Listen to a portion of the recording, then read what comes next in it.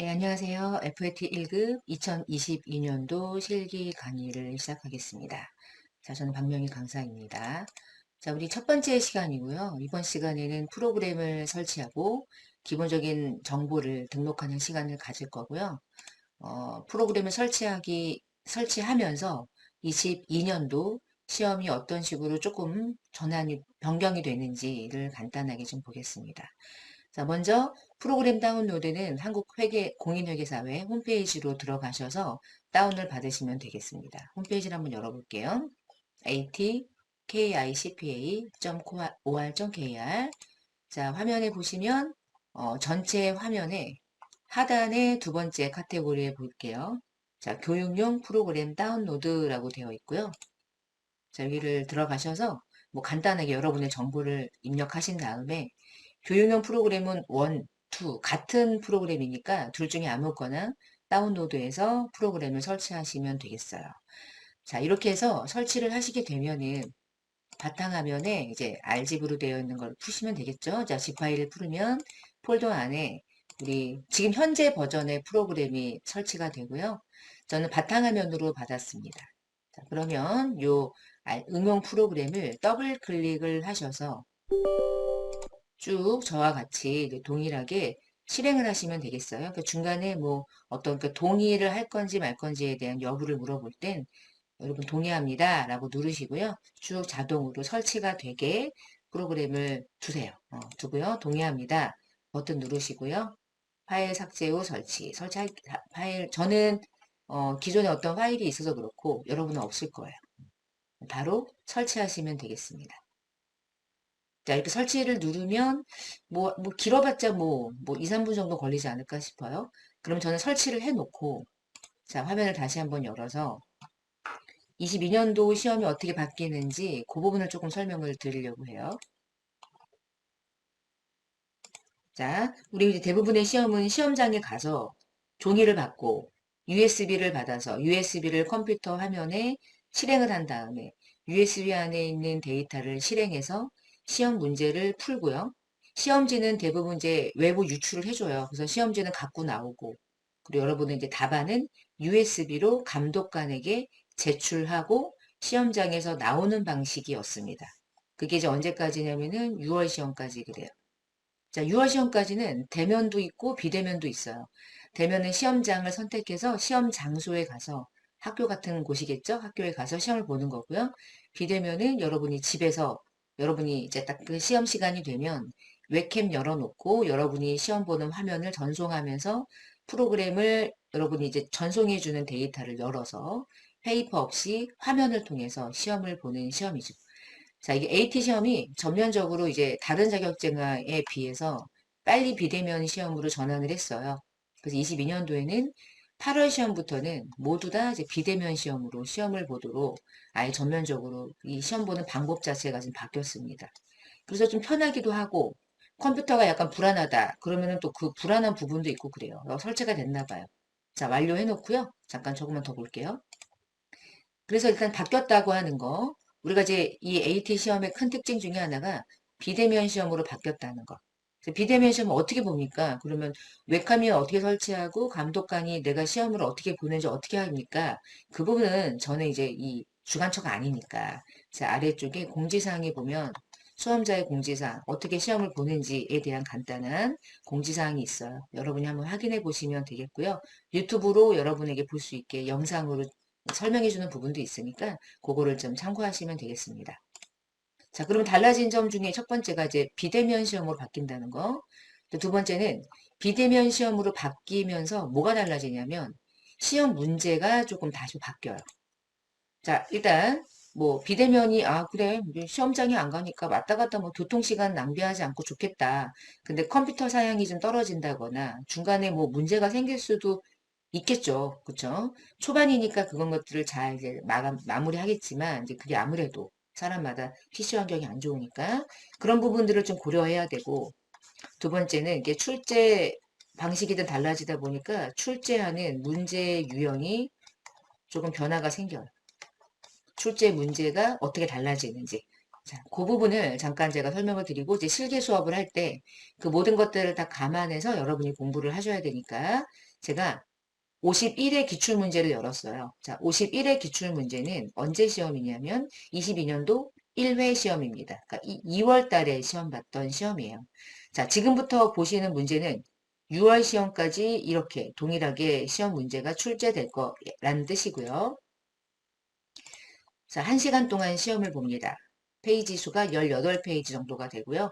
객관식 이론 문제는 문제당 2점씩 배점이고요. 실무는 문제마다 입력을 하면 그 입력한 답안이 점수가 각각 뭐 3점, 4점 이런 식으로 배점이 다르게 구분이 돼요.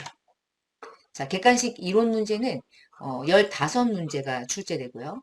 15문제 중에서 자, 쭉 보시면은 7번, 8번, 9번, 10번까지. 10번까지는 재무회계 문제고요. 11번부터는 부가가치세 관련된 문제예요. 이렇게 해서 객관식 문제가 15문제가 출제됩니다. 자, 그리고 실기 문제는요. 예를 들면 이런 거야. 자, 사업자 등록증을 보여줬어. 그리고 얘가 막 이렇게 됐대. 자, 문제. 이거를 수정하래. 이걸 입력하래. 그러면 점수를 3점을 주는 거야. 이거 입력하면 돼. 찾아가지고. 그러니까 뭐 이거 점수를 줄 테니까 입력만 잘해봐라. 이 얘기고요. 업무용 승용차랑 관련된 내용들을 뭐 등록하래. 그러니까 등록만 하면 돼요. 어렵지 않아요. 등록하면 점수를 3점 먹어요. 거래처별 초기월에다가 뭐 넣어. 그러면 4점이야, 점수가. 자, 이 자체를 점수로 주는 거야. 그래서 전산 실기는 프로그램에 들어가서 얘가 말하는 내용을 입력하면 돼요. 입력하면 각각의 점수 4점, 뭐 어음 등록 4점, 뭐 이런 식으로 해서 쭉 점수 보이시죠? 문제마다 점수 배점이 있고요. 쭉 가서 이제 부가가치세도 마찬가지예요. 뭐 넣으세요. 4점 이렇게 입력하세요. 3점 뭐 이렇게 해서 입력하는 것 자체가 점수. 결산도 입력하세요. 4점. 결산하세요. 4점. 이렇게. 그리고 마지막에 회계정보 분석은 문제를 읽고 얘가 말하는 데이터를 메인 매출장에서 찾아서 1번부터 4번까지 답을 마킹하는 방식이고요. 두 문제, 문항당 4점 해서 전체 실기가 70점 배점이었습니다. 이게 이제 대면 시험 봤을 때 문제 유형이에요. 자, 근데 이제 비대면 시험으로 바뀌면서 어떤 게 달라졌냐면 시험 문제가 나오는 방식이 좀 차이가 나는데 자, 지금 여기는 안 적혀 있지만 객관식 문제가 이제 10문항으로 좀 줄어듭니다. 객관식 문제가 10문항으로 줄어들어요. 원래는 15문항이었죠. 그러니까 5문항이 주니까 점수 배점은 30점 동일해요. 그러니까 문항당 3점씩 배점을 갖게 돼요. 객관식이. 그러니까 뭐 문항이 작아지면 좋냐? 3점이니까 점수가 2점보다는 아무래도 부담이 좀 될 수 있겠죠. 객관식 문제가 문항이 좀 작아진다는 거고요. 자, 아래쪽에 보시면은 지금부터 이제 동일한 문제인데 달라지는 게 뭐냐면 우리가 방금 전에 어떤 사업자 등록증을 보고 뭐 입력하세요 이랬을 때 옆에 점수가 있었잖아요. 근데 점수가 없어요. 자, 입력은 해야 돼. 주어진 데이터를 모두 다 수정하고 입력하는 건 동일한데 이 자체가 점수가 안 돼요. 일단 실무를 수행하는 거예요. 그래서 보시면은 거래를 입력하세요 이래놓고 그냥 뭐 등록하세요. 이게 다고요. 이 자체를 입력했을 때 3점, 4점 이런 점수 배점이 사라졌어요. 그러면 어떻게 해야 되냐? 1번부터 쭉 실무 수행을 동일하게 합니다. 똑같이 입력하셔야 돼요. 틀리면 틀리는 거예요, 결국에. 자, 쭉 입력을 하고 결산까지 똑같이 수행을 하시는 거예요, 이렇게. 자, 하고 나서 마지막에 실무 수행 평가라는 문항으로 여러분에게 점수를 줍니다. 1문항 3점, 3점, 3점. 얘네들은 막 4점씩 이런 식으로 점수를 줘요. 그래서 실기가 전체가 70점인데 자, 20점, 20문항을 가지고 62점의 점수를 주고요. 지금 어떤 식이냐면 앞부분에 입력을 하면 앞에 막 이런 거 넣었잖아요. 결산까지 해서. 그럼 결산까지 했으니까 내가 이제 질문하는 걸 찾아. 1번부터 4번까지, 1번부터 5번까지는 객관식 문항으로 체크하시면서 답을 마킹하고요. 6번부터 20번까지는 주관식이에요. 그래서 만약에 앞에서 제대로 모든 걸 입력했다면 예를 들어 미수금과 미지금이 얼마인지 정확하게 맞추겠지. 이게 틀렸다. 그럼 앞에는 틀렸겠지. 예를 들어 부가세도 마찬가지고 우리가 12월 말에 2월 이익잉여금 미처분 이익잉여금이 얼마가 있는지를 물어봐요. 근데 이게 정답과 달라요. 그러면 앞에 내가 뭔가 결산을 수행한 게 틀렸다는 얘기죠. 틀리면 얘가 당연히 주관식의 정답이 다르게 줘야 되겠죠. 그래서 점수가 날라간다. 그래서 조금 더 까다로워진 부분도 없지 않아 있어요.